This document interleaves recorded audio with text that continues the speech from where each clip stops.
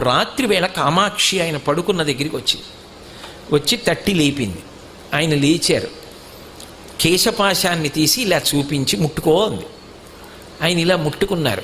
జిగురుగా ఉంది. ఏమ్మా జుట్టు జిగురుగా ఉందన్నారు. పాలు పోసి వెళ్ళిపోయావు అంది. అమ్మా నీ గుడి పునర్నిర్మాణం చేయాలని తాపత్రయపడ్డానమ్మా అన్నారు. ఏమయ్యా గుడి పునర్నిర్మాణం చేయడానికి నువ్వు సంపాదించాలా? నన్ను అడిగితే నేను ఇవ్వను. దానికోసం నా జుట్టు ఇలా వదిలి వెళ్ళిపోయావా? చూడు పాలకంపు ఎంత సువాసనలు రావలసిన జుట్టునది. వెనక్కి వచ్చి అభిషేకం చెయ్యండి.